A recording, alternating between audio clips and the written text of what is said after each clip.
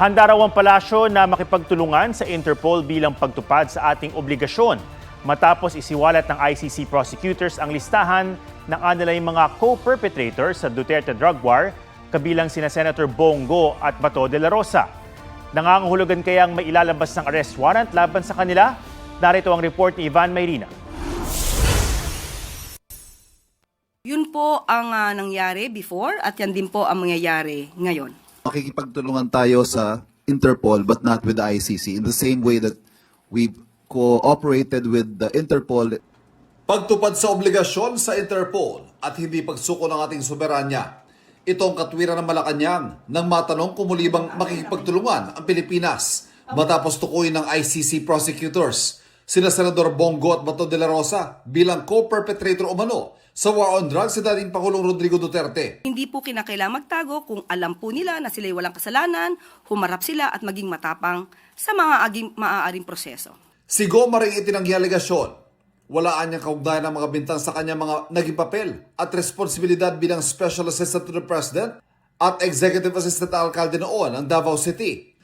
Administrative at clerical lang daw at hindi konektado sa police o operational matters ang kanyang mga responsibilidad noon. Wala rin daw inutos sa illegal sa kanya si dating Pangulong Duterte. At hindi rin naman daw siya susunod sa anumang illegal na utos mula kanino man. Nakita pang dumalo si Go sa huling sesyon ng Senado nitong Miyerkules at naglabas din siya ng litrato habang namimigay na ayuda sa mga nasunugan sa Davao City noong Biyernes. Si Senador de la Rosa mula Nobyembre pa hindi pumapasok sa Senado pero paminsan-minsan ay nagpo-post sa social media. Wala pa siyang tugon sa pagpapangalan sa kanya ng ICC prosecutors. Nabanggit niya na handa siya humarap sa anumang kaso pero sa hukuman lang sa Pilipinas. Para sa ilang senador, hindi pwedeng arestuhin ang kanilang kabaro sa loob ng Senado habang nakasesyon. I would stand by what sinabi ni Senate President Tito Soto noon na by tradition, while the Senate is in session, walang miyembro ang inaaresto sa loob.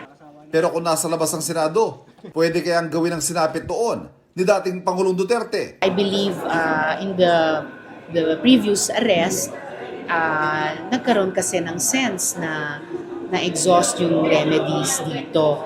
Similar principles should apply.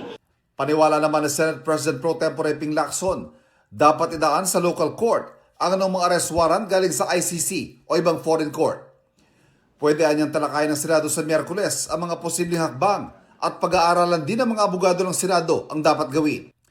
Dati nang may dokumento mula ICC na nagsasabing may mga kasabot umano si dating Pangulong Rodrigo Duterte sa kanyang drug war. Pero ngayon lang ipinakita ang kanilang pangalan sa mga dokumento. Ayon kay ICC Assistant to Counsel Attorney Maria Cristina Conti, ang pagsasapubliko ng mga pangalan ay maaaring para mas klarong maipaunawa sa publiko ang ICC case si Duterte. Yung pagdeklara at pag-disclose ng mga pangalan ngayon ay malamang sa malamang ayon sa una, utos ng pre-trial chamber o kaya ay upon agreement by the parties ng prosecution tsaka ng defense. Mukhang ito ay isang hakbang para mas maintindihan natin kung ano ba yung charges o yung sakdal na babasahin. Hindi pa nangangahulog ang may nilabas ng arrest warrant. Sakaling maglabasan yan, mainam na sundin ng Pilipinas ang prosesong nakasaad sa Article 59 ng Rome Statute. Ang kaso, kumalas ang Pilipinas sa Rome Statute noong 2019 sa ilalim ng Duterte administration. Dati nang sinabi ng DOJ, gusto nitong hintayin ang desisyon ng Korte Suprema sa pagkwestiyon ng mga anak ni Duterte sa naging proseso ng pag-aresto sa kanya. Ivan Mayrina nagbabalita para sa GMA Integrated News.